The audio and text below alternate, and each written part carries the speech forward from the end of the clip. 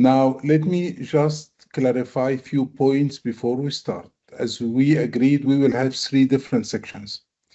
We will have the first section related to offensive security. And this section by itself will be divided to 2 different parts.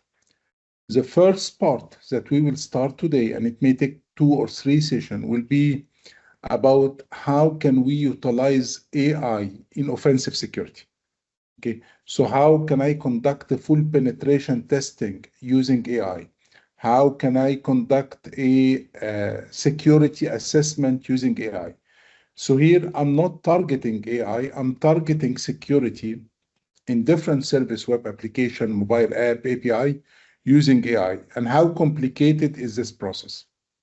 I already spoke with you guys about a tool that we implemented. It's called Cybersecurity 365, which is a full cybersecurity management tool.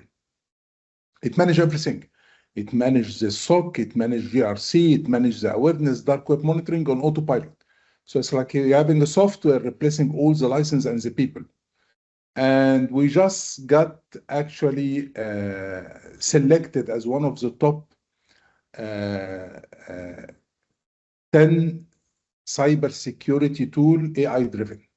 So we just got to know about that on a couple of days back, and it will be announced. This was actually by STC, is one of the biggest telecommunication company in GCC.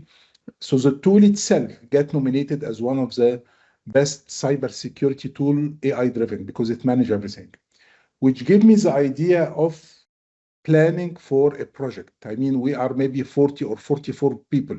If we divide ourselves to maybe 5-6 group, and we plan each group to do like a project during this workshop, solving a problem in cybersecurity, not necessarily an enterprise level kind of project, but checking a problem and see how we can utilize the knowledge in doing something. And I will support all those groups because we went through the experience, we know the market needs. I think this would be good instead of having just few sessions and few labs. But if we consider doing a project, but definitely we cannot do like 44 or 45 projects. But if you all agree on the idea, we can consider that like a graduation project by the end of the program. So I just wanted to share the news, and I thought maybe, because eventually whatever knowledge you are gaining, it should be utilized somewhere. So I think this may help. And in one session, I will go through the tool so we can discuss what can be done more or similar or different, but we can utilize this knowledge in something realistically and end up with the real results. That's it. This is the introduction I wanted. And now let me start with training today. So let me show you a report that was generated by AI in a way that it fully evaluate the security in a web application, and it was a critical one, and it ended up actually giving us an extremely important penetration testing report, vulnerability assessment and penetration testing report. Now, it's not like this training is qualifying you as a penetration testing, but it's very important right now as part of the security assessment to be able to validate the security. And we do have 2 different way for evaluating security. We have the security assessment and we have the penetration testing. Okay, what is the difference between them? I mean, if I have to assess a cloud security, what is that exactly? And if I have to test the security, to test if it can be compromised or not. The security assessment is usually just a checklist that you need to verify. For example, if I validate a security in an application, I'm checking the security requirement. It has an access control, is data encrypted, are logged to be kept. So I'm just checking all the security control if they are in place or not. This is for application, for cloud, for anything. Penetration testing, on the other hand, it's just to validate or if those controls are working effectively or not, are vulnerable or not, can be compromised or not. So it's not like one can replace another one. So when we do a security assessment, it's just an audit. but penetration testing should be there. That's why most of the framework like ISO, NIST request to conduct a penetration testing every year, because this is the right way for evaluating security for any system, for an API, for an AI, for an application.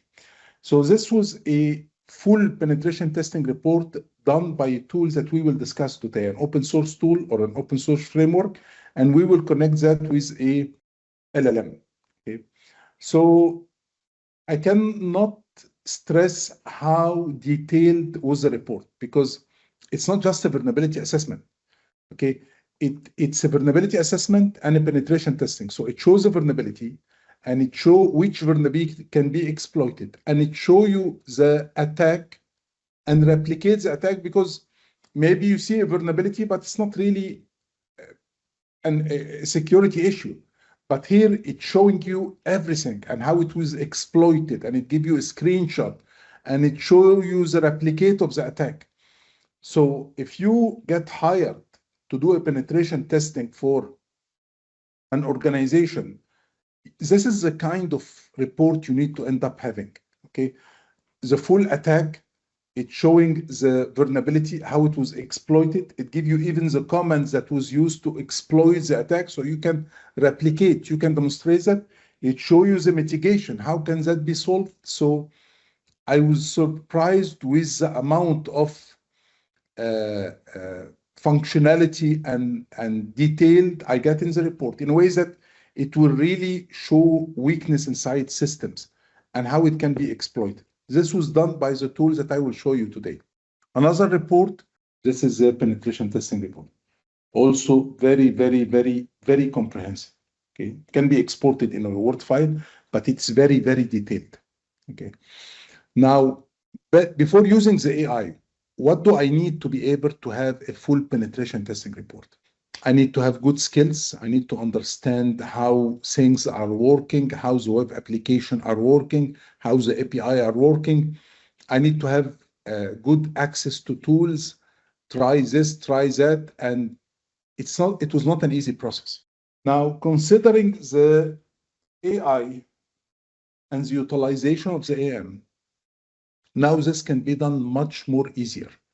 And we start seeing some of the framework, which I'm going to show you today, that do the full process. It has the own tools, but it's doing that in an automated way. Okay. Of course, you need to have some basics knowledge about happen, but however, even if you don't have, you can run the tool and it will give you that sophistication in the report. So this is what we need to end up knowing today. And we need to know exactly how we will practice that, not only using one framework, because the concept keep changing and framework keep showing, but the approach,